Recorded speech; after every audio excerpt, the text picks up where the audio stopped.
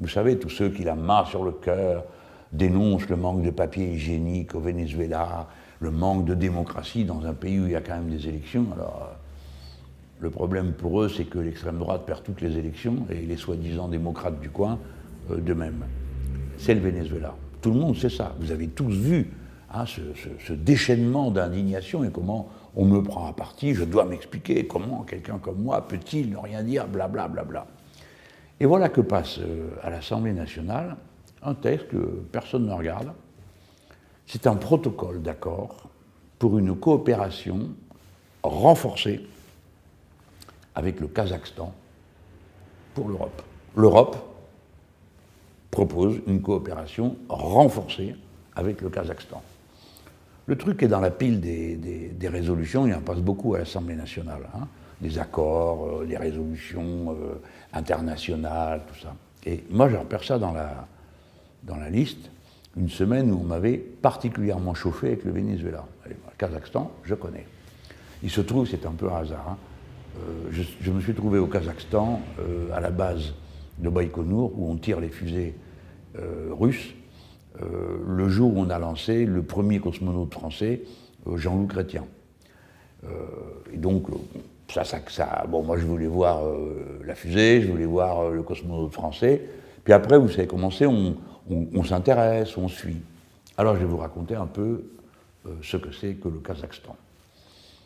Et vous allez comprendre pourquoi c'est un tel scandale que ce machin passe, cette proposition que fait l'Union européenne passe comme ça. Parce que je veux quand même vous rappeler que l'Union européenne vient d'attribuer le prix Sakharov à l'opposition démocratique vénézuélienne. Il faut qu'ils se donnent du mal pour la trouver, l'opposition dite démocratique, parce qu'ils sont déjà partagés en 2 ou 3 morceaux. Et ils ont même, ça c'est le prix Sakharov, et l'Union européenne a voté des sanctions contre le Venezuela. Les gens, vous vous rappelez de ça? Ils ont voté des sanctions contre le Venezuela. Mais le Kazakhstan, pas de problème. Coopération renforcée, pas vu, pas pris dans le tas des trucs. Mais moi, je l'ai vu. Donc, honnêtement, je n'ai pas eu de difficulté. J'étais voir la présidente de la commission des affaires étrangères. J'ai dit, voilà, bon, j'exerce mon droit de président de groupe, qui est de demander qu'une convention ne passe pas comme ça, dans le tas, mais qu'elle soit discutée en plénière. Le Kazakhstan, alors tout le monde me regarde, mais qu'est-ce qu'il lui prend avec le Kazakhstan? Alors il a qui sait où, bref. Et le texte Kazakhstan passe en plénière. Alors maintenant, je vais vous raconter le Kazakhstan. Le Kazakhstan, c'était une des républiques de l'Union soviétique. Et avant la chute de l'Union soviétique, le Premier ministre communiste s'appelait Nursultan Nazarbayev. Personnage très intimement lié à la bureaucratie stalinienne de l'Union soviétique, au point d'avoir été le président du Soviet suprême russe. Et c'était un homme qui était présenté comme un challenger de Mikhail Gorbatchev.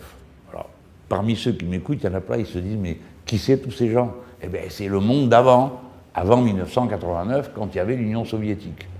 Donc, le monsieur dont je vous parle, qui est le premier ministre communiste de l'époque, quand l'URSS s'est effondrée, hop, il a été repeint en président du Kazakhstan. Mais évidemment, comme c'est le président du Kazakhstan post-communiste, eh bien, tout va bien pour les pays de l'Ouest. Donc ce gars, il est élu, réélu, réélu et encore réélu. Il est toujours président du Kazakhstan.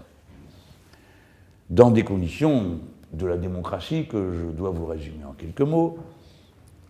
L'OSCE, qui est un organisme européen dans lequel, honnêtement, il n'y a pas que des gens très très sensibles aux questions démocratiques. Hein. Eh ben, c'est un observateur de toutes les élections en Europe et personne ne les conteste. Hein.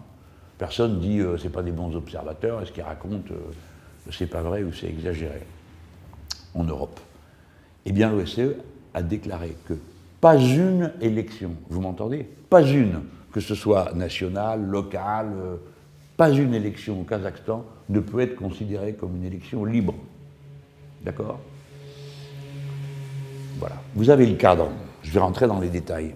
Mais comme on a un accord, aussitôt, tous les chiens de garde sont là, d'accord? Il suffit que Mélenchon soit contre, eux, ils sont pour. Bon, On peut l'admettre. On peut faire preuve d'un cynisme politique total et dire, nous les Français, on a intérêt à avoir un bon accord avec le Kazakhstan parce qu'on a des investissements, parce que l'argent circule, etc. Et surtout, pourquoi? Parce que c'est un fournisseur d'uranium. Vous voyez, on retrouve la question du nucléaire. Et pour avoir accès à la ressource, on fait des compromis, on ferme les yeux, on ne regarde pas, on ne parle pas, on ne dit rien. Le Venezuela, ils auraient dû avoir de l'uranium, ça aurait été parfait pour eux. Ça aurait été parfait pour eux, personne n'aurait fait d'histoire avec eux. Bon. Alors, dans la salle, vous avez le gars qui est président du groupe d'amitié avec le Kazakhstan. On a des groupes d'amitié avec tous les pays du monde. Hein. Il ne s'agit pas de lui jeter la pierre parce qu'il y a un groupe d'amitié. Il y a un groupe d'amitié, le groupe d'amitié, c'est avec des pays, avec des peuples et pas avec des régimes.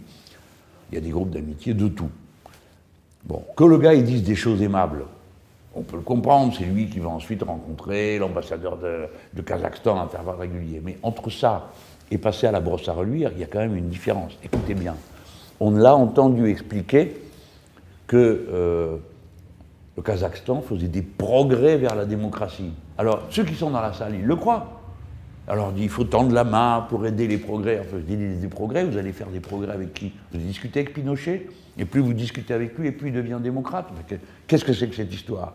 Alors, on dit, on tend la main, et vous savez ce qu'il ose dire à la tribune? Le pays a fait des progrès vers la démocratie. Ah ben, bravo pour les progrès. En effet, Nur-Sultan Nazarbayev était élu avec 90% à la précédente élection, mais à la dernière, son autorité démocratique s'est accrue parce qu'il a été élu avec 95% des voix. Vous voyez? Et vous avez un Français à la tribune de l'Assemblée nationale qui vient vous raconter que c'est un progrès de la démocratie. Et on dit il a changé la Constitution, il s'est inspiré de la Constitution de la Ve République. Bon. Pour nous, ce n'est pas vraiment une recommandation, mais ça conduit le gars à dire, le Français, à dire c'est un texte qui s'inspire des valeurs françaises. Mais non, monsieur, on ne s'inspire pas des valeurs françaises, là. C'est une honte. Nur-Sultan Nazarbayev est un tyran. Et vous allez voir les progrès vers la démocratie que fait ce pays. 163 cas avérés de torture. D'accord? C'est devenu systématique, la torture, là-bas, pour tous les opposants.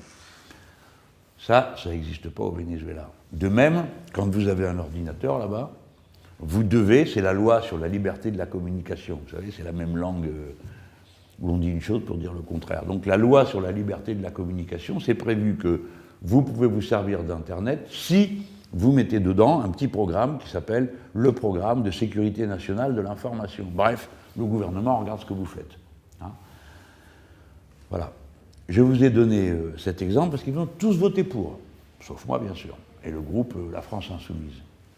J'ai remarqué, bon on n'était pas très nombreux dans l'hémicycle, hein, j'ai remarqué qu'il manquait 4 voix qui n'ont pas pris part au vote de La République En Marche. Et il y en a même un qui s'est abstenu sur le sujet, parce que, au-delà de la politique et des combats politiques qu'on mène, hein, qui sont normaux, ben, quand même, on a des gens qui ne sont pas d'accord pour soutenir des dictatures, simplement parce que le président de leur groupe leur en a donné l'ordre.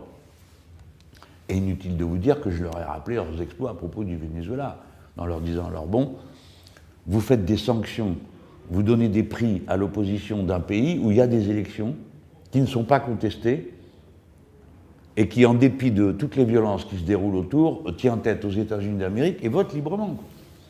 Et après, vous allez appuyer quelqu'un qui est au pouvoir depuis avant 1989, et qui y est toujours, et qui torture les citoyens, qui s'opposent. Un pays où il y a 17 motifs d'infraction susceptibles de la peine de mort. Et ce qui est le plus dégoûtant dans ce truc-là, c'est que dans la Convention, il est marqué, à l'article 235, je crois, il est marqué que les deux parties s'accordent pour confirmer leur attachement aux droits de l'homme. Et en bas, vous avez une signature française. Attachement aux droits de l'homme, je viens de vous dire ce qu'il en est. C'est pas tout. Si c'était un pays, on dit, bon, bah, c'est le Kazakhstan, écoutez, après tout, qui se débrouillent entre eux, nous, on a besoin d'uranium et on vend des routes, des péages, des machins, tout ça. Bon. Mais c'est que le Kazakhstan a un problème avec nous, Français. Directement. C'est un problème de rétrocommission.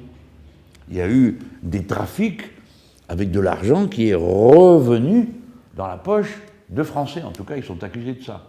Depuis 2012, la justice française poursuit une série de personnes, là-bas et ici, pour association de malfaiteurs, etc., etc., etc., détournement, blanchiment d'argent, la totale. Donc, un pays dans lequel il y a eu de la corruption, avec des rétrocommissions sur des Français, on n'a rien à dire.